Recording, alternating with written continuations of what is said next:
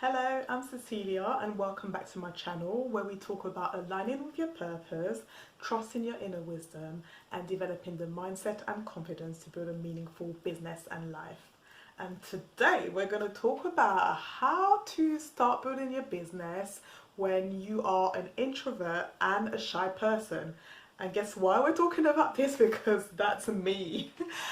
There are many things I faced on my journey which made it quite difficult to get started because of those reasons. And I want to share with you some of the lessons I learned in the hope that they can help you too.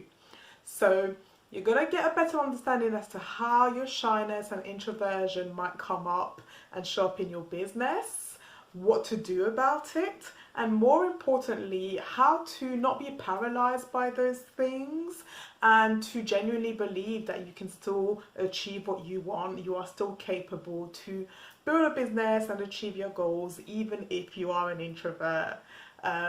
So I think the first step, the foundational step I want to highlight to you is that you have been given a dream, desires for a reason. So being shy, being introverted, being anxious, none of these things disqualify you, okay?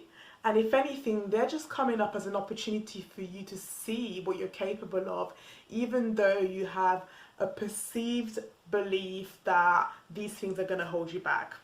So that's the foundational step. But okay, now let's get into a bit more practical guidance, which is step number 2. And that's to own who you are and your qualities as an introvert and a shy person. Most of the introverts I know have actually got incredible qualities. They are deep thinkers, very intentional, they work well in small settings and want to genuinely build relationships.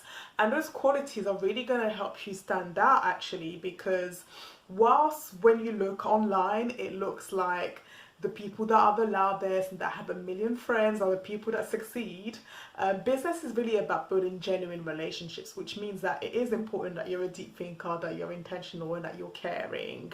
But what's more, owning your qualities means making decisions, especially when you're starting out, that fit with your personality. There's no point in you forcing yourself to be someone you're not, because that's actually just going to drain you. Trust me, I've been there, done that. And yeah, it's going to drain you if you keep doing it again and again, and that's if you can even get started. And what that might look like is that for me, for example, a lot of the ways in which I started promoting myself when I was starting out was actually through people I already knew.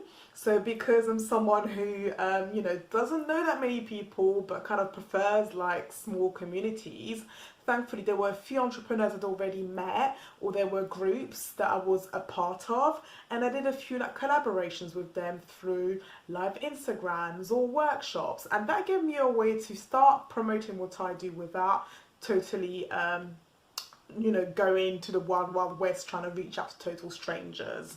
So again, owning who you are can allow you to make very intentional decisions. If you're someone who is a deep thinker, is very reflective, and you're not quite ready to get on camera, again, I've got a client who decided that because she's quite introverted, but also because she's still transitioning out of her 9 to 5, she didn't want to put her face on camera. So a lot of the content, if not all of the content she created, was actually more images and quotes and guidance which didn't require her to put her face out there. That just allows you to kind of start from where you're at and still show up as you build more and more confidence. So tip number 3 is to get actually really clear about what you mean when you say that you're not confident.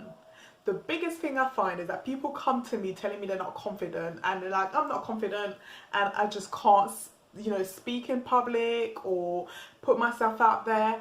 And the moment we leave it that broad, we actually become paralyzed because there's nothing, our mind isn't able to come up with solutions.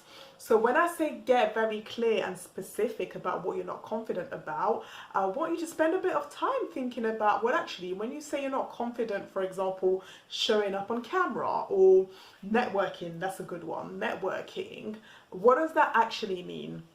And again, reflecting back on my journey, networking was the thing that I was not looking forward to. And to be fair, it's still a word I don't really like.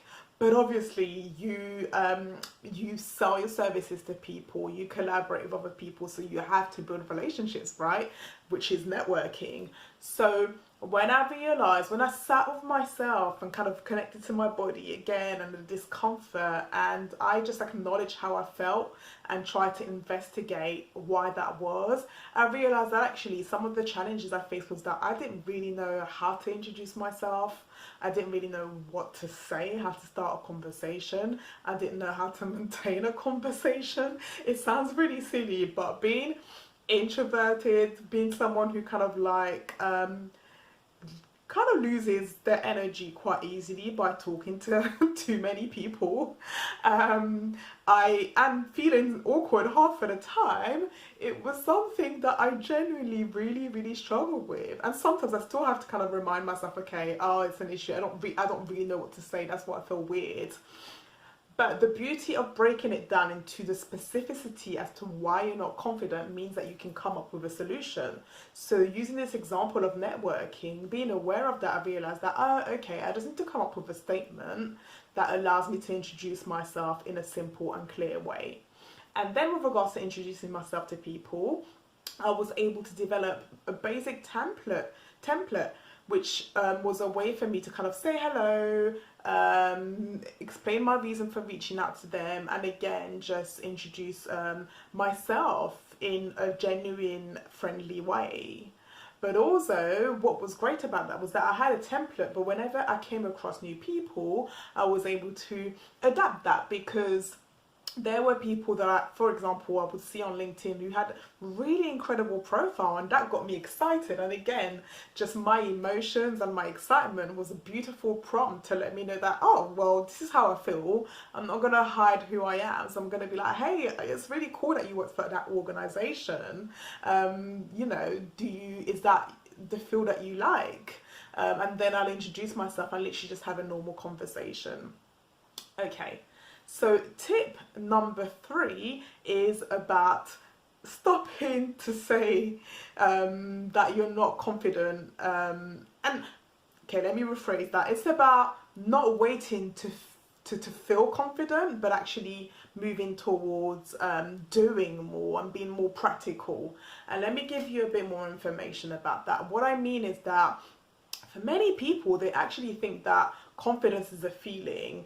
And the thing is that it's normal, if you've never done something, to feel a bit anxious about it. So actually, the likelihood of you waiting and waiting, or maybe reciting an affirmation and to then feel confident, is quite slim. But what's really happening again is that your body, your nervous system is experiencing the fact that you're in a new situation, that there's cause for alert, it's a little bit scared, and for that reason, it's making you feel nervous. And you need to find a way to get your body to feel more comfortable. And how do you do that? First of all, you acknowledge how you feel, but then you take a first step that feels comfortable for you, that makes it a lot less frightening, and that allows you to take incremental steps towards growth.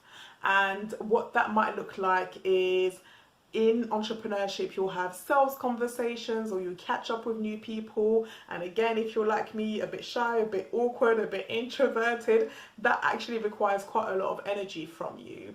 But by acknowledging how you feel, and by not just waiting to feel confident, but actually by doing, like what I did was to just have a bit of a bullet point list of some of the points I might want to cover in a discussion with someone. Let's say I had a meeting with someone, just have a bit of an agenda. So again, I felt calmer, because then I knew that I had at least a basic outline of the things I wanted to say, and trusting that eventually like a conversation will evolve.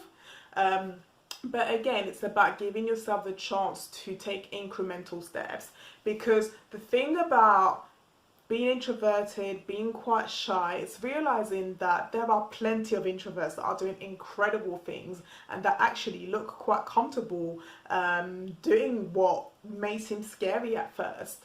But the reason why is because they've either owned their personal qualities and traits and play to their strengths, or they've made decisions about areas where they're consciously going to grow and develop, and with more and more practice, again, getting your body used to doing certain things, getting your body to feel more safe, then they've been able to improve over time. Okay, so I know that on the journey of entrepreneurship, there are so many things that we have to do for the first time that can get us quite scared. And if you know that you're struggling to work on your confidence, to kind of put yourself out there, check out the description box where there's more information about my coaching program, where we'll get really clear on what your goals are, where you're currently at, and actually what's holding you back when it comes to confidence or not being quite clear on your next steps. So, to summarize, you are capable of achieving anything you want, regardless of whether you see yourself as anxious, as shy, as introverted. These are qualities that are actually very, very beautiful. But how do you still move forward and still start when you're feeling a little bit held back by those qualities? Well, first you own who you are, you own your personality, and you make decisions in your business about how you approach other people and how you market yourself that actually play to your strengths and your qualities as an introvert person or a shy person. Then you get clear on what it is specifically that you're not feeling confident about, because the moment that you're clear about the challenges you face, then you can come up with clear solutions about how you can address them. And finally, you no longer wait to just feel more confident, because your body, literally, that's your biological makeup, your body feels a little bit alerted, a little bit scared because it's doing something new. So how do you work with it? You accept how you feel, and you don't judge yourself for it. You look at your feelings and your emotions in a loving and compassionate way. But what you do as well is agree on a first step that feels more comfortable. Like I said, it might be just having little bullet points to have that as a guide when you start out, and over time you grow and evolve even more. So I hope these tips have been very useful for you, and I look forward to seeing you in my next video.